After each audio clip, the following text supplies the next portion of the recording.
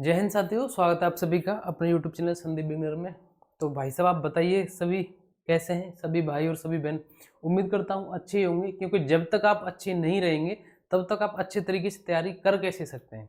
ठीक है, बाकी सभी के जीवन में अप एंड डाउन चलते ही रहते हैं। हो सकता है आपके जीवन में कुछ ऐसे पड़ाव आए हों या आ रहे हों तो आपको लग रहा हो कि भैया हम तो निराश हैं, परेशान हैं, किस तरीके से पढ़ाई करें, कुछ और जिम्मेदारियां। तो ये सारी चीज़ें सभी के साथ चलती रहती हैं। इनमें से जो एक सही सोच के साथ इनसे भी आगे निकल जाए, इन सारी चीज़ों से बिल्कुल इन सब चीज़ों को पार करके आगे निकल जाए, उसी को तो एक अच्छा योद्धा, अच्छा विद्यार्थी कहते हैं। ठीक है, तो देखो आप सभी को पता है आपकी जो 32,679 पदों पर जो आपकी कांस्टेबल की जो वैकेंसी आई थी, जो नोटिफिकेशन आएगा, जिसका हम बहुत लंबे समय से इंतजार कर रहे थे, आज उसकी लास्ट डेट है।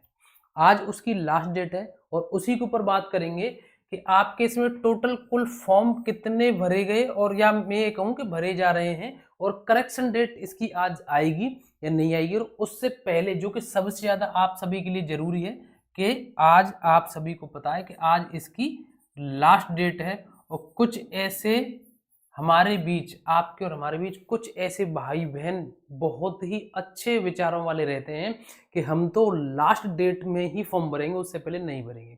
कुछ तो रहता है कुछ लोगों का आलस, और कुछ लोग एक दिमाग अलग लगाते हैं कि जब एग्जाम डेट आएगी ना, तो जब हम बाद में फॉर्म भरेंगे तो हमारा एग्जाम की डेट भी बाद में आएगी या बाद की शिफ्ट में आएगा, तो उससे पहले हमें पता लग जाएगा कि पेपर का लेवल और पेपर का जो मतलब पैटर्न है वो किस तरीके से आ रहा है। तो हम थोड़ी सी चीज़ें एनालिसिस करके जाएंगे।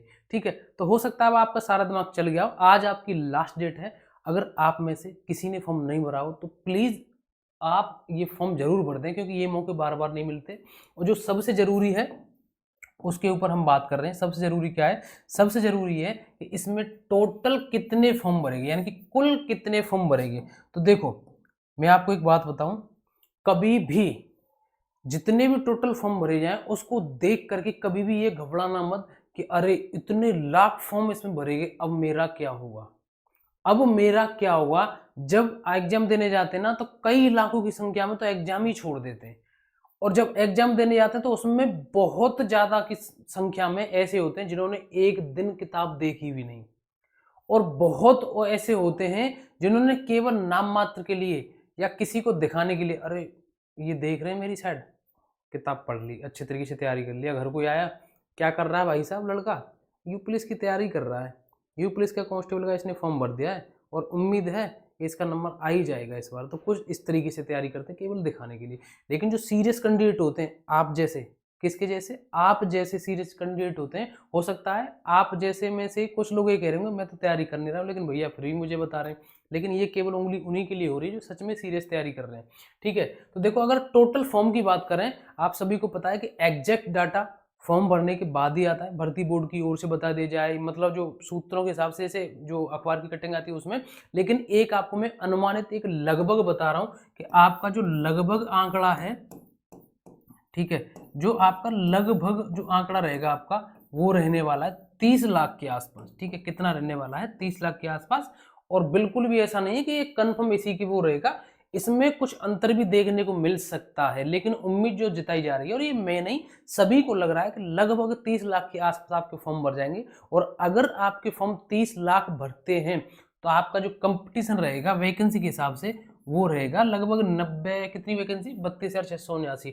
तो आपका लगभग 90 या 91 में 90 अभ्यर्थी मान लेता हूँ। ठीक है, 90 अभ्यर्थी आपका यहाँ पर क्या रहने वाला है? कंपटीशन रहने वाला है एक सीट पर 90-91 के आसपास। लेकिन इनको देख के घबराना मत, ये 90 अभ्यर्थी बिल्कुल भी तैयारी करने वाले सभी नहीं रहेंगे। कुछ ही चुनिंदा रहेंगे, कुछ ही भाई बहन ऐसे जो आप जैसे मेरी वीडियो देख रहे हैं और यहाँ मैंने आपको बता दिया, इसको देखने के बाद तुरंत आप अपनी पढ़ाई पे लग जाएंगे। जो सीरियस तरीके से तैयारी कर रहे हैं केवल उन्हीं का यहाँ पर सिलेक्शन होगा। भीड़ का कभी भी सिलेक्शन नहीं होता, वो केवल भीड़ बढ़ाने के लिए ही शामिल होते हैं। ठीक है, वो केवल जो यहाँ पर लिख रहा हूँ ना 90 अभ्यर्थी, ये लिखवाने के लिए ही शामिल होते हैं, पढ़ने वालों का ही सिलेक्शन होता है। ठीक है, तो फॉर्म को जो मैंने बता दिया आपको, लगभग इतने अभ्यर्थी मतलब इसमें फॉर्म भर सकते हैं जो तैयारी कर रहे हैं या नहीं कर रहे हैं, सभी को मिला करके।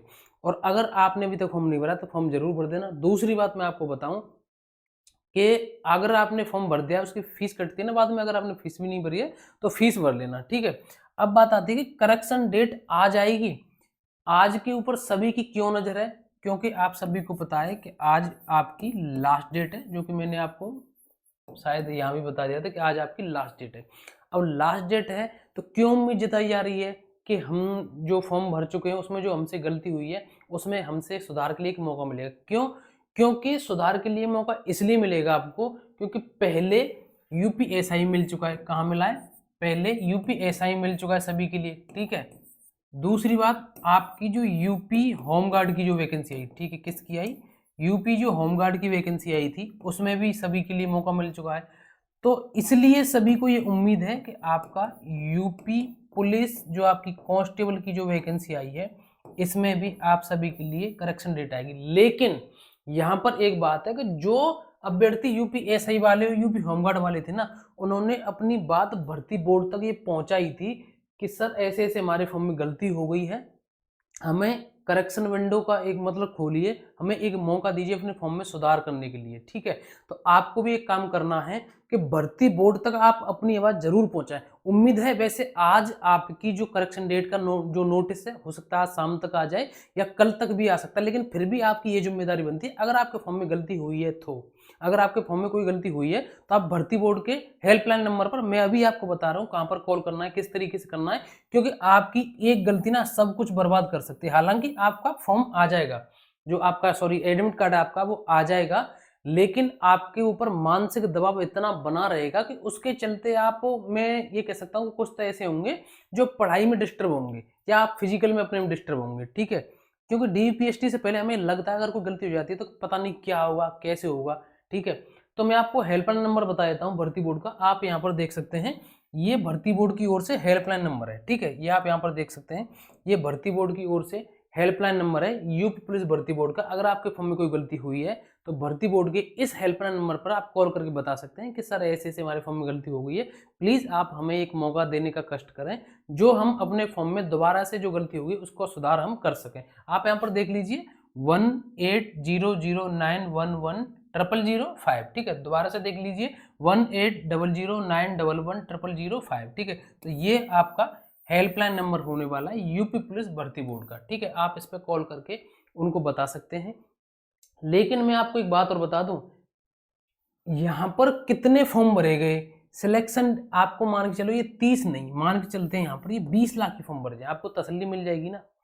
चलो 20 भी छोड़ो, मैंने मान लिया यहाँ पर कि यहाँ केवल और केवल 10 लाख फॉर्म भरे गए, अब तो बहुत ज़्यादा तसल्ली मिल जाएगी ना।